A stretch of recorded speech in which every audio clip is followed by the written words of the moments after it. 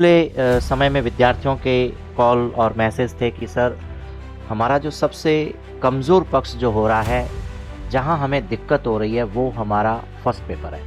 और ये first paper इस बार एक बैरिकेड लेकर के आया है, यानी कि आपको इस प्रश्न पत्र में न्यूनतम 40% अंक लाने ही हैं।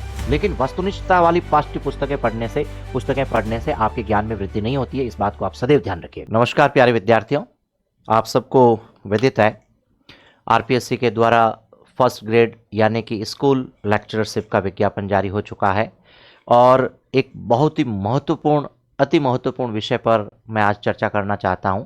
जैसा कि आप लोग देख रहे हैं डिस्प्ले पर मैंने कुछ चीज़ें आपके सामने लिखी हैं।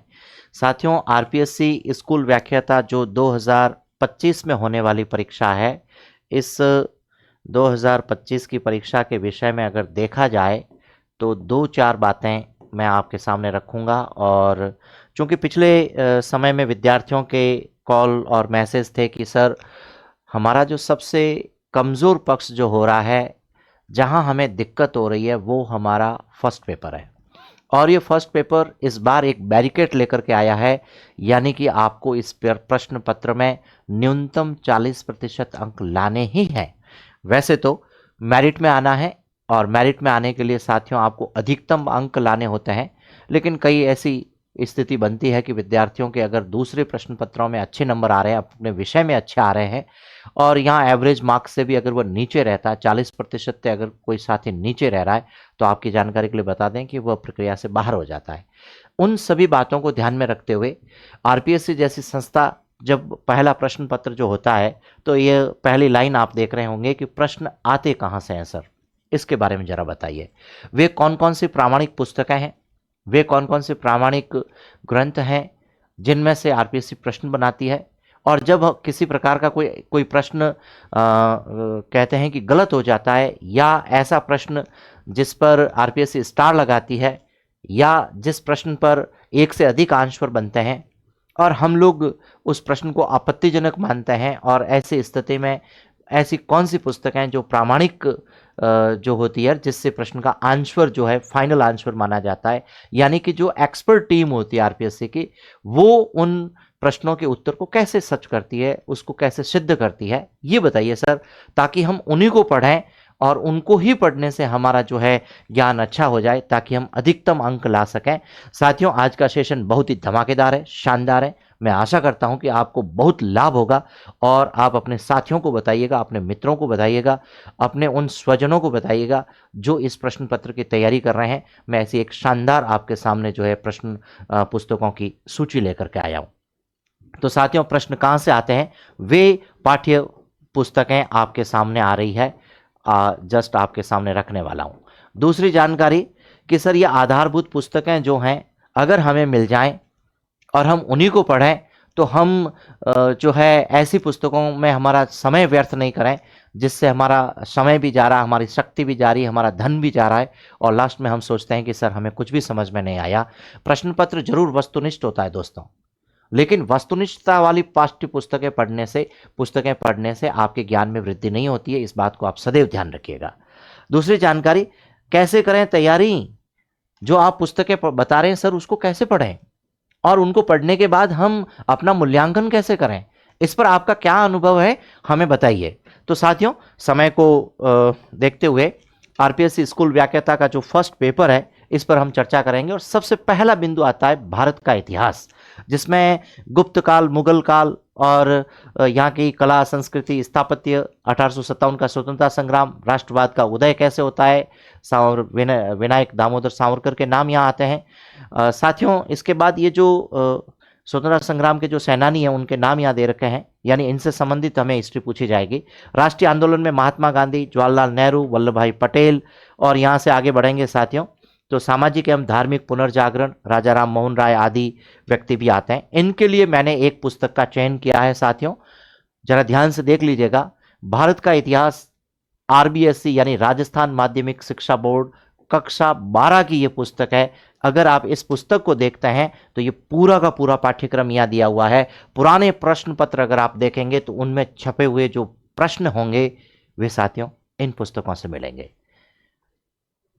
मैं जो जानकारी लेकर के आया हूं वह बिल्कुल अद्भुत है। जरा ध्यान दीजिएगा इन शब्दों पर, और आपके लिए भी अनमोल जानकारियां हैं जो आपके जीवन की ये जो समस्याएं हैं जीके प्रश्न पत्र को लेकर के, उसको हल करेगी और निस्संदेह करेगी। हजारों व्यक्तियों को मैं ये चीज़ें पहले भी बता चुका हूं और उन लोगों को इसका लाभ मिला है, आप उसको देखिएगा। नेक्स्ट देखें तो इतिहास के लिए कक्षा 12 राजस्थान बोर्ड की पुस्तक है, आप इसको पढ़ेंगे और पुराने प्रश्न पत्र लेकर के बैठिएगा, आपका कॉन्फिडेंस बढ़ेगा और आपका विश्वास भी बढ़ेगा। अगली जानकारी राजस्थान का इतिहास है, जिसमें राजस्थान की सभ्यताएं हैं, वहां से लगा करके हम आगे बढ़ेंगे। जैसे 8वीं से 18वीं शताब्दी का इतिहास दे रखा है, 1857 का स्वतंत्रता संग्राम भी यहाँ पर राजस्थान का दे रखा है, प्रजामंडल है यहाँ तक। आगे बढ़ेंगे तो राजस्थान का एकीकरण, राजस्थान में समाज और धर्म, यानी राजस्थान में देवता देवियां, प्रमुख संत, रीति रिवाज, आभूषण, संस्कृति, कला, जिसे अपन सीधे सीधे शब्दों में कहते हैं राजस्थान की कला संस्कृति। जरा ध्यान दीजिएगा, और राजस्थान का इतिहास, ये तीन चीजें हैं आपके सामने। राजस्थान का इतिहास एवं संस्कृति कक्षा 10 की पुस्तक है, ये 10th क्लास की पुस्तक है। ये जबरदस्त पुस्तक है, आप इसे एक बार नहीं पढ़ें, बार बार पढ़ें, बार बार पढ़ें, ताकि आप उस थ्योरी को समझ सकें। विस्तृत जानकारी दी हुई है, प्रामाणिक जानकारी है। अगर यहां से किसी जानकारी को आप उठाएंगे तो उसे मानना ही पड़ेगा कि उत्तर यही है। और आपकी जानकारी के लिए प्रश्न, अपना जो आरपीएससी का सिलेबस होता है उसके नीचे एक लाइन लिखी होती है, क्या लिखा होता है? कक्षा 10 या कक्षा 12 के स्तर की जो है जानकारी होनी चाहिए। अब कक्षा 10 और 12 की पुस्तकें कौन जारी करता है? जरा ध्यान दीजिए, वही पुस्तकें आपके सामने। इन पुस्तकों को लाएं। वैसे तो स्कूल के विद्यार्थियों के लिए निःशुल्क होती है, लेकिन बाहर से खरीदते हैं तो भी सस्ती है। राजस्थान का इतिहास। अच्छा, इसके लिए मैंने एक और हेल्प बुक ली है, शिक्षा मंत्रालय भारत सरकार का, राजस्थान हिंदी ग्रंथ अकादमी जयपुर से प्रकाशित होती है। हुकमचंद जैन और नारायण लाल माली की लिखी हुई पुस्तक है। राजस्थान का इतिहास, संस्कृति, परंपराएं एवं विरासत आपके ज्ञान में चार चांद लगाएगी, वृद्धि करेगी। यानी दो बातें क्लियर हुई, भारत का इतिहास, राजस्थान का इतिहास, कला, संस्कृति, परंपराएं। नेक्स्ट देखते हैं दोस्तों, मानसिक योग्यता।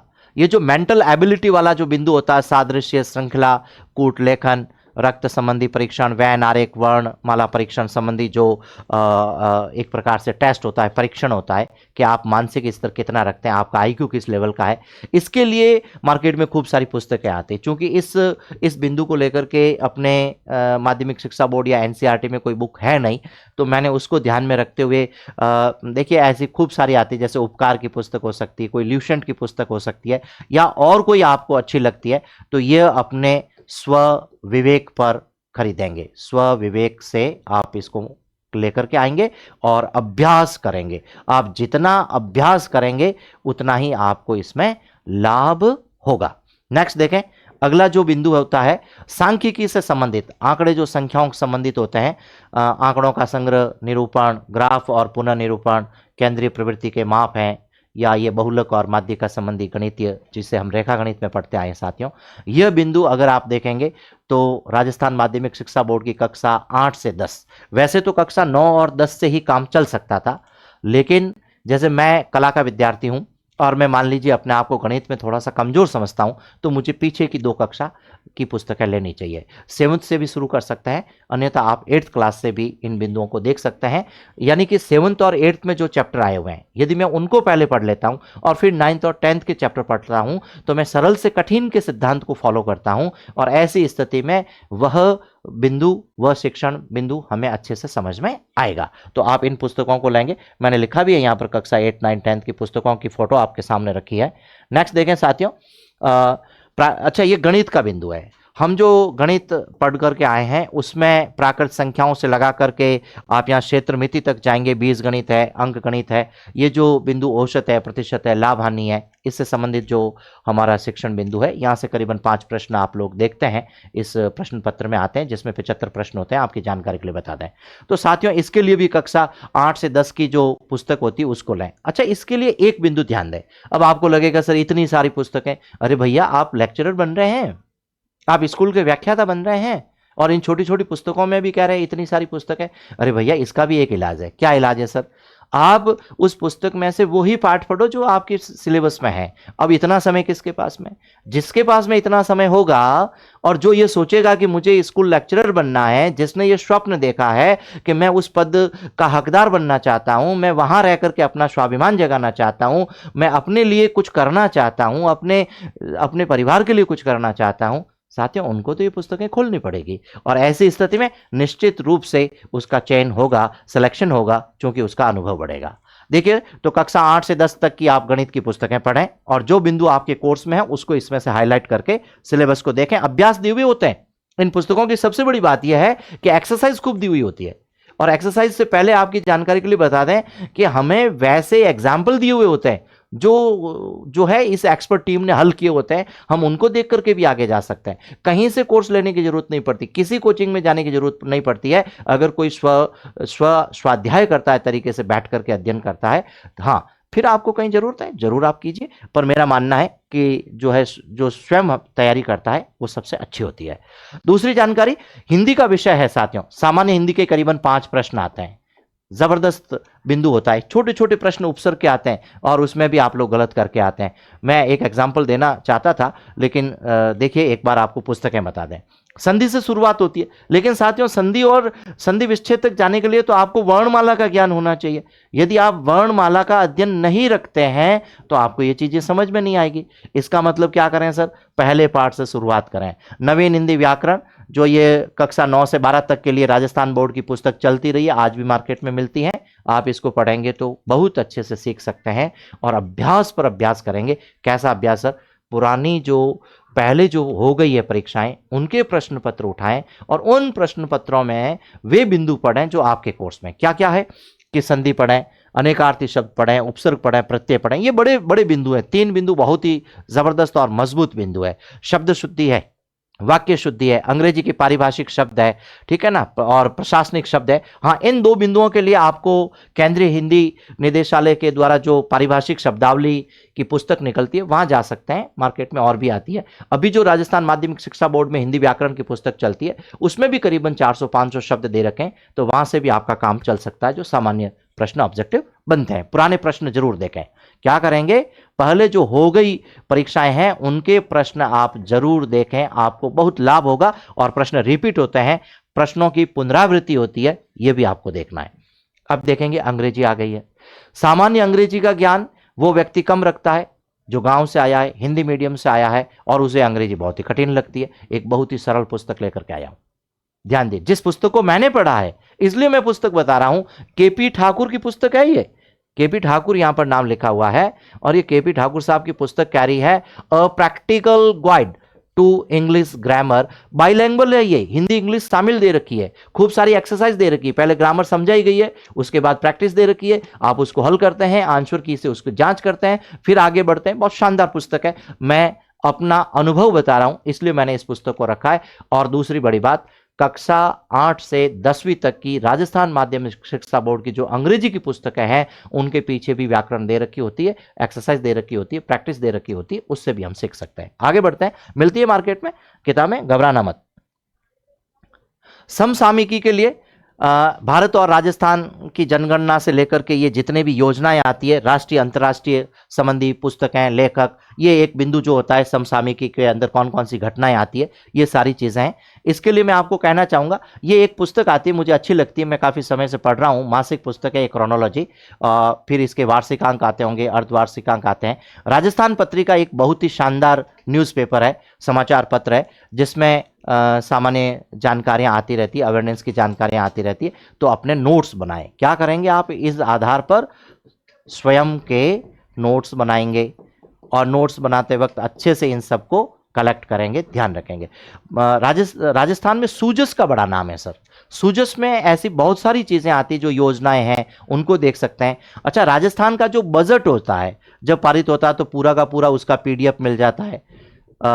राजस्थान सरकार की जो योजनाएं होती है, योजनाएं वे भी साथियों हमको जो है पीडीएफ में मिल जाती है, या सरकारी पुस्तकें हैं उसमें हमको ये मिल जाती हैं। तो इसकी तैयारी यहां से कर सकते हैं। वैसे एक और बात बता दूं, इस समसामयिकी में जिसे हम करंट जीके कहते हैं, यहां विद्यार्थी बहुत बड़ी गलती करता है। क्या गलती करता है सर बताइए ना? वो क्या कहता है कि मैं 7 दिन पहले पढ़ लूंगा, जब परीक्षा नजदीक आएगी करंट जीके तैयार कर लूंगा उस समय। अरे भाई कैसे कर लोगे? हैं? पूरे वर्ष पर्यंत 2-2 वर्ष तक हम लोग इसको तैयार नहीं करते। तो क्या करना चाहिए? प्रतिदिन नोट्स बनाएंगे, आधा घंटा, 1 घंटा, 15 मिनट जो भी है इस बिंदु को देंगे, अपने नोट्स तैयार करेंगे। जैसे ही कोई पुस्तक आएगी नई मार्केट में जो करंट जीके से संबंधित है, जिसको मैं फॉलो करता हूं, मान लीजिए आप कोई अलग से कोई पढ़ रहे हैं तो उसको समय पर लाकर पढ़ेंगे। जब नई आने लगेगी तब उसको वापस एक बार रिविजन करेंगे, तब कहीं जाकर के साल 2 साल में होता है वो करंट जीके होता है। 1 महीने 4 महीने का जीके कहलाता है, करंट जीके नहीं कहलाता है। इसमें भी 2-4 साल, 5 वर्ष, 6 वर्ष का भी जो है बिंदु शामिल किया जा सकता है। आगे देखते हैं साथियों, सामान्य विज्ञान जिसमें अणु परमाणु से लेकर के जैव विविधता और सतत पोषणीय विकास की जानकारी दी गई है। मैंने यहां पर लिखा है कक्षा 9 और 10, लेकिन जिन्हें यह विषय कठिन लगता है वह राजस्थान बोर्ड की पुस्तकों में कक्षा 7-8 से भी शुरू कर सकता है। मैं तो यह कहूंगा साथियों, अगर आप अपने आप को कमजोर समझते हैं तो 5वीं की ईवीएस ला करके भी पढ़ सकते हैं। कक्षा 5 में ईवीएस आती है, ठीक है ना, जिसे पर्यावरण अध्ययन कहते हैं, उसको भी पढ़ लेना चाहिए। तो हम जब नीचे की कक्षा से शुरुआत करते हैं तो हमारे ज्ञान में वृद्धि होती है, और इसी को कहते हैं फाउंडेशन को तैयार करना, इसी को कहते हैं हमारी आधारभूत जानकारी को मजबूत करना। आगे बढ़ाते हैं। तो साथियों, ये जो है आरबीएससी की 9वीं और 10वीं की विज्ञान पढ़ें, आपका सामान्य ज्ञान बहुत अच्छा होगा। इसके बाद देखें भारतीय राज व्यवस्था, हम जिसे कहते हैं पॉलिटिकल साइंस, पॉल साइंस के प्रश्न आजकल आरपीएससी जबरदस्त कठिन कठिन देती है, और 2-4 प्रश्न हल नहीं कर पाते हैं, बड़ी दिक्कत हो जाती है। इनको पढ़ के जाइए, सही पुस्तकों को सही तरीके से हल करोगे। कौन सी है सर? राजनीति विज्ञान कक्षा 12, कक्षा 12th के लिए पुस्तक चलती है राजनीति विज्ञान से, आप उसको पढ़ें, उसमें ये सारी चीजें मिलेगी, एक एक बिंदु उसमें मिलेगा। मैंने अच्छे से इसका क्या कहते हैं एनालिसिस किया है, इसको देखा है, फिर मैं इस पुस्तक पर पहुंचाऊं। इसके बाद राजस्थान प्रशासनिक एवं राजनीतिक व्यवस्था, डॉक्टर जनक सिंह मीणा, जो कि राजस्थान हिंदी ग्रंथ अकादमी जयपुर से निकलती है, यह भी सरकारी पुस्तक है, इसलिए इस पुस्तक पर भी हमें ध्यान देना चाहिए। फिर आता है राजस्थान का भूगोल, राजस्थान की स्थिति, विस्तार, आकार, राजस्थान की भौगोलिक विशेषताएं, और कहना चाहिए राजस्थान का पूरा जो भूगोल है, जहां पर विद्यार्थियों को बड़ी कठिनता महसूस होती है। मैंने एक पुस्तक का चयन किया है आपके सामने, वो है डॉक्टर हरिमोहन सक्सेना, राजस्थान हिंदी ग्रंथ अकादमी। जो इसमें से छप गया तो साथियों उसको आंसर मानना ही पड़ेगा, जो राजस्थान हिंदी ग्रंथ अकादमी की पुस्तकें हैं। ध्यान रखें, भारत सरकार के शिक्षा मंत्रालय से फंडेड होती है और सरकारी पुस्तकें मानी जाती है। बहुत ही उच्च स्तर के लेवल के ये लेखक होते हैं, और इन्हीं को फॉलो करके दूसरे लेखक नई पुस्तकें बनाते हैं। देखें, इसके बाद बहुत ही शानदार पुस्तक आपके सामने, जबरदस्त बिंदु मैंने रखा है, शैक्षिक प्रबंध, राजस्थान में शैक्षिक परिदृश्य एवं अनिवार्य एवं मुफ्त शिक्षा का अधिकार अधिनियम 2009। इसके साथ मैं कुछ और जोड़ देता हूं, अगर पाठ्यक्रम में कुछ संशोधन आएगा तो साथियों आएगा NEP 2020 और NCF 2022। ये जो है साथियों NCERT की साइट पे जाते हैं, UGC की साइट पे जाते हैं, तो हम लोगों को ये चीज़ें वहाँ से PDF के रूप में मिल जाती है। NCF भी मिल जाता है और NEP 2020 भी मिल जाता है। उसमें जो प्रावधान शिक्षा संबंधी दिए गए हैं वे भी हम अच्छे से पढ़ सकते हैं। और विद्यालय प्रबंधन जिसे कहते हैं, शैक्षिक प्रबंधन के नाम से जो बीएड में आपका एक विषय रहा होगा, वहाँ आपने पता नहीं कौन सी पुस्तक पढ़ी है, लेकिन मैं एक शानदार पुस्तक आपके सामने लेकर के आया हूँ। कई सारे दोस्तों ने तो, साथियों ने नाम भी नहीं सुना होगा, शैक्षिक प्रशासन, प्रोफेसर LK ओड, मानव संसाधन विकास मंत्रालय, यानी आज वर्तमान का 2020 के बाद से जो शिक्षा मंत्रालय बना वो, ये भी पुस्तक है राजस्थान हिंदी ग्रंथ अकादमी जयपुर से निकलती है। आप है ना एक काम कीजिए, अभी पिछले 2 दिन पहले मैंने एक विद्यार्थी को यह कहा कि आपके जो विद्यालय प्रबंधन आ रहा है वो कहां से पढ़ रहे हैं, तो पता नहीं उन्होंने कितनी कितनी पुस्तकें मेरे सामने रखी। मैंने ये पुस्तक सामने रखी और मैंने कहा अपना पाठ्यक्रम मिलान कीजिए, तो उन्होंने मुझसे कहा सर इतनी मोटी पुस्तक पढ़नी पड़ेगी क्या? अरे मैंने कहा भैया अपना पाठ्यक्रम मिलान कीजिए, पाठ्यक्रम में जो जो शिक्षण बिंदु इसमें दिए हुए हैं वे आपको पढ़ने हैं इसमें से, और जैसे ही आप इसमें से वे पाठ्यक्रम पढ़ेंगे और आपका आत्मविश्वास बढ़ेगा। आत्मविश्वास कब बढ़ता पता है? जब मैं किसी चीज का अभ्यास करता हूं, वो बात मुझे समझ में आ जाती है, वो ज्ञान मुझे अर्जित हो जाता है, तब मेरा आत्मविश्वास बढ़ता है। तो साथियों, आत्मविश्वास कब बढ़ेगा? जब हम पाठ्यक्रम को धीरे धीरे उसको पूरा करेंगे। अच्छी पाठ्य पुस्तकें मैंने आपको बताइए, नेक्स्ट आगे बढ़ते हैं। पेडागोजी, जिसे हम कहते हैं मनोविज्ञान, बाल मनोविज्ञान के रूप में या शिक्षा मनोविज्ञान के रूप में आपका जो विषय होता है, उसके लिए लिखा है पीडी पाठक। और भी हो सकती है, राजस्थान हिंदी ग्रंथ अकादमी से कोई पुस्तक और निकलती है तो आप उसको भी पढ़ सकते हैं, लेकिन मैंने एक पुस्तक को पढ़ा भी था आज से करीबन 20 वर्ष से भी ज़्यादा समय पहले, और मैं आज भी इस पुस्तक को प्रेफर करता हूं। शिक्षा मनोविज्ञान के नाम से आती है, पीडी पाठक साहब की पुस्तक आती है, रामबाण पुस्तक है। कैसी पुस्तक है?